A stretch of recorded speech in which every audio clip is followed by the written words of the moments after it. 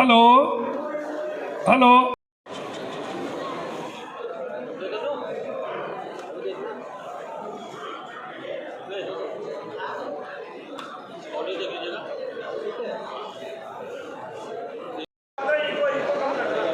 आप प्रेस बंधुओं को बहुत बहुत स्वागत है।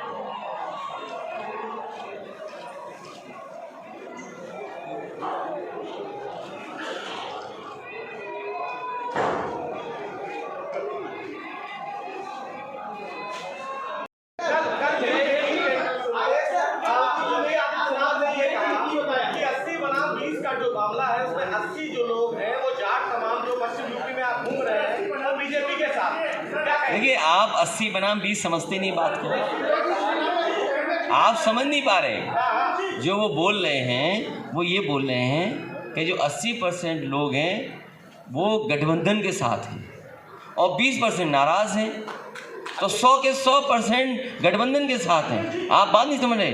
और कभी बताइए, आप कोई सांसद कूटा गया होगा, विधायक दौड़ाए गए होंगे, गाँव में नहीं घुस पा रहे, गाँव में इनका विधायकों का बहिष्कार हो रहा है और जनता तिरस्कार कर रही है इनका।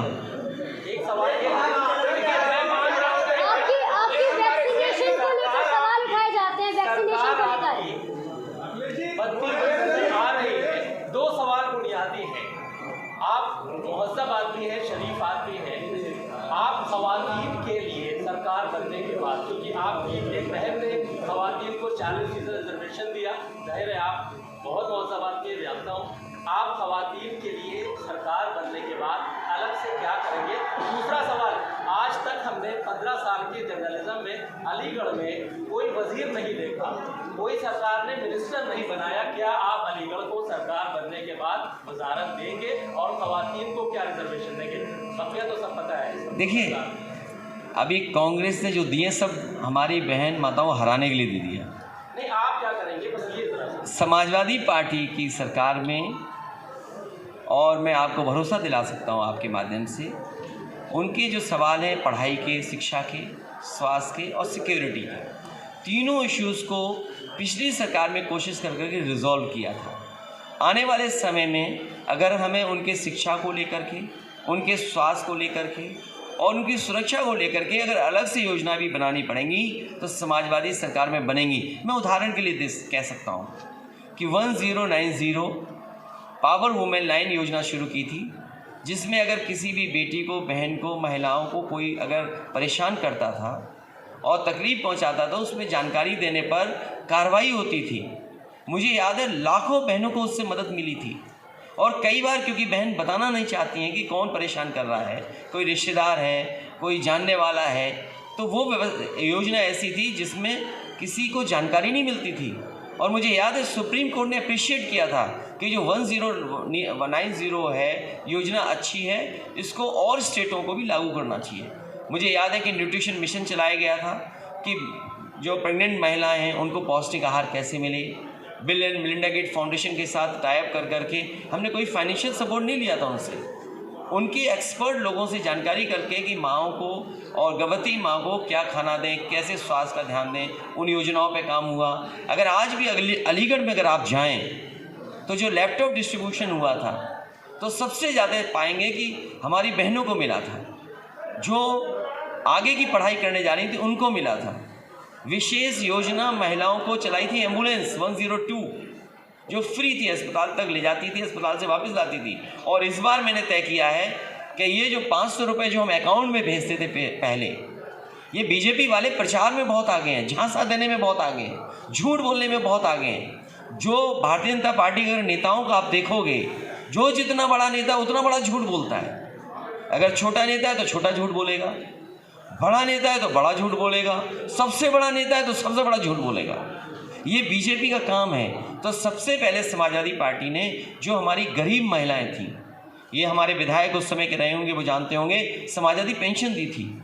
उसमें जात के आधार पर, धर्म के आधार पर नहीं था, वो आबादी के हिसाब से था। और हमारा एक साथी पूछ रहा था कुछ, तो क्योंकि बहुत सारी चीज़ें आप प्रदेश के स्तर पर नहीं कर सकते हैं, तो समाजवादी सरकार में आबादी के हिसाब से उनको देने का काम किया था। समाजवादी पेंशन जो थी वो कोई भी वर्ग रहा होगा उसे आबादी के हिसाब से दिया गया था और 500 रुपये उनके अकाउंट में पहुंच रहे थे।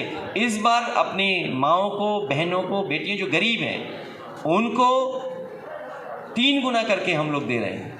पहले 500 रुपये देते थे, अब 1500 रुपया महीना और साल का 18,000 रुपया हम लोग देने जा रहे हैं। अखिलेश जी, ये कहा जाता है कि समाजवादी पार्टी की जब सरकार थी तो प्रदेश में क्राइम बहुत ज़्यादा था और 90% क्राइम खत्म हो चुका है। क्या अखिलेश यादव जब दोबारा अगर सत्ता में आते हैं तो क्रिमिनल्स और क्राइम पर उनकी क्या सोच होगी? मैं धन्यवाद देता हूं और मैं ये भी कहता हूं आपके माध्यम से, जो लोग भी कानून व्यवस्था से खिलवाड़ करना चाहते हैं वो एक भी व्यक्ति समाजवादी पार्टी को वोट नहीं दें। समाजवादी सरकार में पुलिस के लिए सबसे बेहतरीन काम हुआ था कि उन्हें मौके पर घटना पे पहुंचने के लिए गाड़ी और एक इंफ्रास्ट्रक्चर ऐसा दिया था कि कम समय पर पहुंच जाएं। जो 100 नंबर की गाड़ी जो 112 आज हो गई है। मैं आपसे कहना चाहता हूं, पहले 8 किलोमीटर की दूरी पे मोटरसाइकिल या गाड़ी खड़ी रहती थी। अगर हमें ये दूरी भी कम करनी पड़ी और गाड़ियों की संख्या दुगनी पर करनी पड़ी तो समाजवादी सरकार में इन गाड़ियों की संख्या दुगनी कर करके कानून व्यवस्था को ठीक रखने का काम करेंगे। और जो लोग ये कह रहे हैं, क्या वो हाथरस की घटना भूल गए?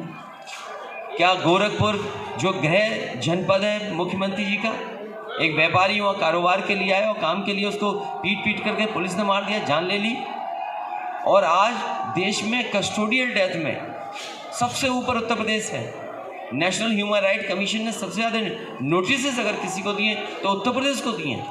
और हमारे मुख्यमंत्री तो ऐसे थे जिनके ऊपर न जाने कितने मुकदमे थे, डिप्टी सीएम न जाने कितने मुकदमे थे।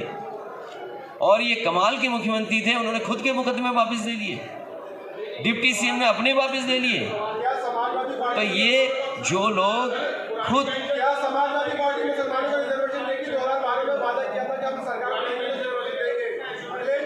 मैं तो आपसे कहता हूँ, नहीं, जो हमारा पत्रकार साथी ये पूछ रहा है सवाल आरक्षण को लेकर के, अरे भाई हमें दिल्ली पहुँचा दो, हम जो होगा, हमारा तो पहले दिन का है फैसला कि जाति जनगणना हो और दिल्ली पहुँचा दो हमें। आपकी पार्टी के लोग आज जो है मुजफ्फरनगर का जिक्र कर रहे हैं, वो ये कह रहे हैं कि हाशिमपुरा हुआ मुसलमानों के साथ, तो आप लोगों को इल्जाम लगता है कि मुजफ्फरनगर हुआ, क्या कहेंगे? पुरानी पेंशन बहाल होगी और पुरानी पेंशन बहाल के लिए समय समय पर कर्मचारी हमसे मिलते रहे और उनकी मांग ये थी कि पुरानी पेंशन बहाल हो। समाजवादी पार्टी अपने घोषणा पत्र में लेकर के आ रही है। समाजवादी पार्टी ने संकल्प लिया है कि पुरानी पेंशन बहाल करने का काम समाजवादी सरकार में और आरडी के गठबंधन में होगी। जहाँ तक नहीं है, हाँ, इसके बाद नौकरी रोजगार नहीं है। कहाँ है नौकरी और रोजगार? जो कारखाने लगने थे, मुझे खुशी इस बात की कि अलीगढ़ को भी वो शामिल करें डिफेंस कॉरिडोर में। अब मुझे तो नहीं पता कि क्या बनने जा रहा है यहाँ पर और क्या बन करके तैयार हो जाएगा। सुना है झांसी में मिसाइल बनाना चाहते थे, अभी वहाँ मिसाइल नहीं बन पाई है। और अलीगढ़ में भी कुछ डिफेंस कॉरिडोर के माध्यम से कुछ बना रहे होंगे, सुना है कि तोप बनाना चाहते हैं आप। लेकिन कहाँ है डिफेंस कॉरिडोर? और जो इन्वेस्टमेंट के बहाने लगभग 4.5 लाख करोड़ का MOU साइन हुआ था, वो MOUs कहाँ हैं? क्या कोई नया उद्योग कारखाना लगा? मुझे याद है जिस समय ओम प्रकाश राजभर जी और हम लोगों ने सहयोगी दल ने पहली मीटिंग की थी मऊ जिले में, उसी समय तय कर दिया था कि भारतीय जनता पार्टी का दरवाज़ा बंद करके उसमें कुंडी लगा दी गई है और अलीगढ़ के लोग ताले लगाने का काम करेंगे। जब से आरएलडी और समाजवादी संघ आए हैं, पश्चिम में भारतीय जनता पार्टी के लिए हमेशा के लिए ताले लगाने का काम अगर कोई करेगा तो अलीगढ़ के लोग करेंगे। उनकी भाषा देखिए, आज उन्हें जवाब देना चाहिए अपने संकल्प पत्र पर जो उन्होंने 5 साल पहले जनता के बीच में रखा था। किसान की आय दोगुनी, लैपटॉप, टैबलेट और न जाने क्या क्या देंगे, डेटा देंगे, फ्री वाईफाई देंगे। लखनऊ में तो बड़े पैमाने पे लैपटॉप बढ़ गए, स्मार्टफोन बढ़ गए। बताओ अलीगढ़ के लोगों को कितना मिल गया। और मैं कह सकता हूं कि समाजवादी सरकार के समय जितने काम हुए थे आज भी ज़मीन पर दिखाई दे रहे हैं। अगर कोरोना के समय पर सबसे ज़्यादा मदद की किसी ने तो वो एम्बुलेंस थी।